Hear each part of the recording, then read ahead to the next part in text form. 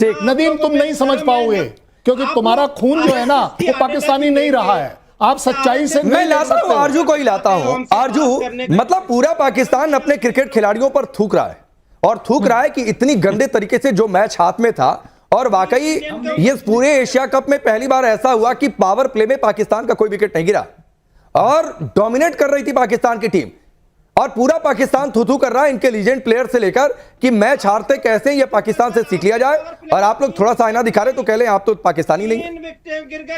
देखिए, इनके कहने से कोई फर्क नहीं पड़ता। सच्चाई तमाम दुनिया देख चुकी है और देख रही है कि पाकिस्तान की टीम किस बुरी तरह से हारी है।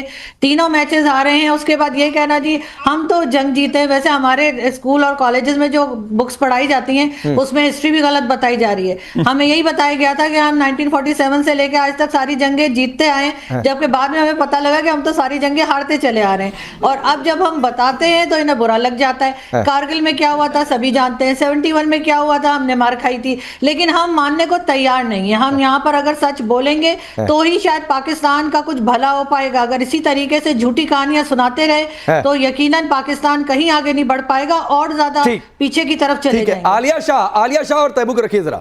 आलिया शाह, तैबू बार बार ऐसे इशारा कर रहे हैं। अब रऊफ ने जो इशारा किया था, बुमराह ने विकेट लिया, जरा वो तस्वीर भी डाल दीजिए तो वो बताया कि भाई ऐसे ही जट गिरता है। अच्छा, ये कोई सबूत पेश नहीं कर पाए ना ऑपरेशन सिंदूर में ना उसके बाद। यहां तो हमने 8-0 कर दिया एशिया कप में और उधर कितने जीरो हुए वो तो बात की बात है। 6-0 जी देखिए, सबूत तो उन्होंने ये कहा था ना मिनिस्टर साहब ने कि जी सोशल मीडिया पर जो दिखाया है सोशल मीडिया पे जाके देख लें। आप लोग फुटेजेस मांगते रहे, इनको फुटेजेस आपको देना चाहिए थी। लेकिन मैं एक बात ये कहना चाहूंगी कि इन्होंने फातिमा जिन्ना को भी गद्दार और काफिर कहा था। इन्होंने मिस्टर जिन्ना को भी गद्दार और काफिर कहा था। इन्होंने जितने फॉर्मर प्राइम मिनिस्टर्स हो जाते हैं पाकिस्तान के उन सबको ही गद्दार और काफिर कहते हैं। अभी इनके former prime minister Imran Khan अंदर है, वो भी गद्दार और काफिर हो चुके हैं। जो वहां पर अकल की बात करता है या जो हम में से तो गद्दार और काफिर हो जाता है। इनको आदत है गद्दार और काफिर के टैग लगाना और मेडल देने की, क्योंकि ये खुद गद्दार और काफिर इसलिए क्योंकि ये कभी करप्शन को गद्दार और काफिर नहीं कहेंगे। ये कभी करप्शन करने वाले को गद्दार और काफिर और ये बताते हुए कि ये डॉक्टर इरशाद तो भागी गए, पता नहीं चिड़ी मार वाली गन से प्रैक्टिस करने चले गए कि वो वाकई आटे की बोरी लेने चले गए, या ये समझ में नहीं आया कि क्या बोले। आप जिन्ना को गाली देते हो, आपको शर्म नहीं आती है? आपके लिए हर आदमी पाकिस्तान का काफिर हो जाता है, आपको शर्म नहीं आती है? अमेरिका घुसकर ओसामा बिन लादेन को मार के चला जाता है, आपको शर्म नहीं आती है? आपके वजीर आजम डिफेंस मिनिस्टर कह देते हैं हमने आतंकियों को ट्रेनिंग दी, आपको शर्म नहीं आती है? तो बेशर्मी जिसके रग रग में भरी हो वो शर्म और बेशर्म की होने की बातचीत ना करे। हुसैन तैबू, बातचीत हो रही है कि सरहद के बाद खेल के मैदान पर भी पीटे हो, उस पर बातचीत करो। आप जब ये बात ले आएंगे ना बीच में क्या कि फातिमा जिन्ना, तो मैं ये पूछूंगा गोडसे को। आलिया क्या बोलती है? हुसैन तैबू के कलेजे पर लग जाती है कि जिन्ना को लोगों ने काफिर कह दिया पाकिस्तान में। नहीं, मैं तो मैं तो बता रही हूँ ना, ये हिस्ट्री है इनकी और पास्ट भी यही है और प्रेजेंट भी यही है। फातिमा जिन्ना को इन्होंने गद्दार करार दिया। अब ये उनसे बर्दाश्त नहीं होता, अब इनसे ये बर्दाश्त नहीं होता। इनके जितने प्राइम मिनिस्टर्स हैं ना, जब वो अपनी सीट से इनको अलग किया जाता है वो सब गद्दार और काफिर हो जाते हैं। सब प्राइम मिनिस्टर एक वक्त आता है गद्दार और काफिर हो जाते हैं और उसके बाद फिर वो आते हैं तो फिर वो ठीक हो जाते हैं। और फिर हम जैसे लोग तो वैसे ही, कोई शायर हो, कोई पोएट हो, कोई आर्टिस्ट हो, कोई फिल्म में काम करने वाला हो, वो तो वैसे ही आउट ऑफ सोसाइटी उसको कर देते हैं कि भाई ये तो गुनाहगार है, ये तो गद्दार है, ये तो काफिर है। ये तो इनके मदरसों की तालीम है, इनका मदरसा इनको ये तालीम देता है।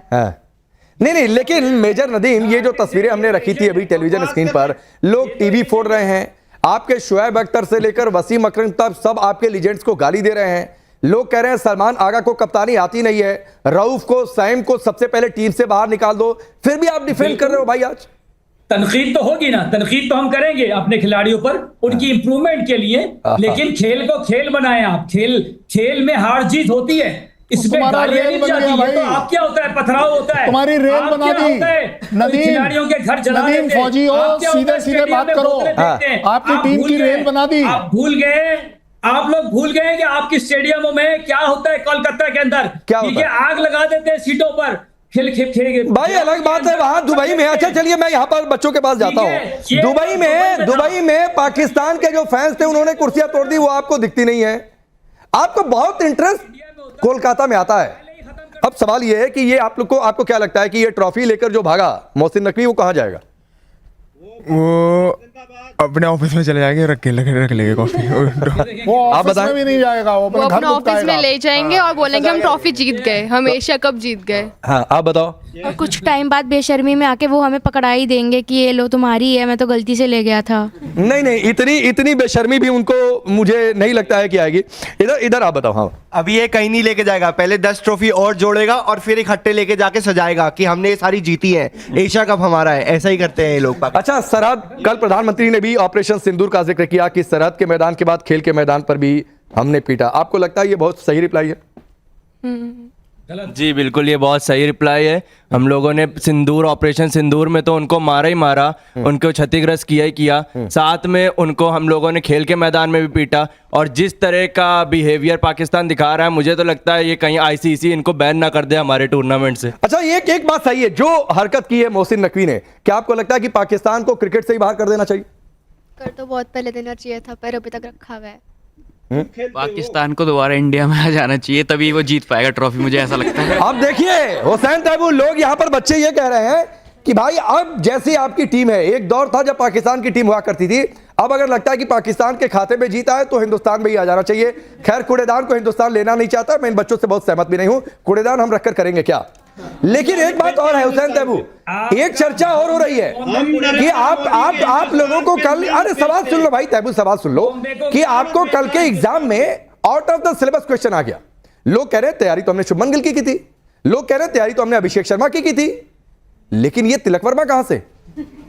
ये ऑपरेशन तिलक थोड़ी नहीं होना था। मैदान में सब कुछ होता रहता है, हमें इससे कोई प्रॉब्लम नहीं है। ये खेल था, ये आखिरी ओवर तक मैच गया, सबने एंजॉय किया। लेकिन ये जो आप ट्रॉफी लेके क्यों भागे अगर एंजॉय किया? क्रिकेट की मैच पे ला रहे हैं, ट्रॉफी लेके ये क्यों नरेंद्र भागे? मोदी की आइडियोलॉजी है, जिसने आपकी पूरी दुनिया में आपको आइसोलेट ठीक किया है, है। जो देखो इसके मुंह से ना, करण वर्मा एक आखिरी बात, करण वर्मा एक आखिरी टैबू के मुंह से सच बात निकल गई। ये एंजॉय करता है हार, इसको अच्छा लगता है भाई, जलील हुए, थोड़ी बहुत टीवी पे आए, सबने मजाक उड़ाया, तो इसको अटेंशन तो मिलती नहीं वहां पे। तो हुसैन तैमूर ने शुरुआत ही की कि ये ट्रॉफी जाने वाली है आसिम मुनीर के दफ्तर में, डॉक्टर इरशाद भागी गए, तो चलिए।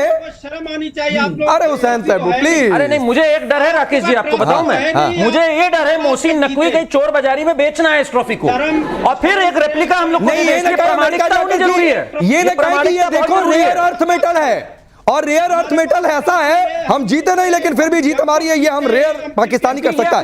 चलिए, वक्त इतना ही है, लेकिन हुसैन तैमूर, मेजर नदीम और डॉक्टर इरशाद चले गए। भाई थोड़ी सी गैरत रखो, आपका मुल्क आप पर थूक रहा है, जो आप लोग बातें कर रहे हैं कि जीते ट्रॉफी लेकर भाग गए। क्या हाल आपने मुल्क का बना रखा है? वक्त इतना ही है, इंतजार कीजिए, सरहद के मैदान पर या खेल के मैदान पर फिर किसी दिन मुलाकात हो गई तो यही हाल होगा। आप सबका बहुत बहुत शुक्रिया।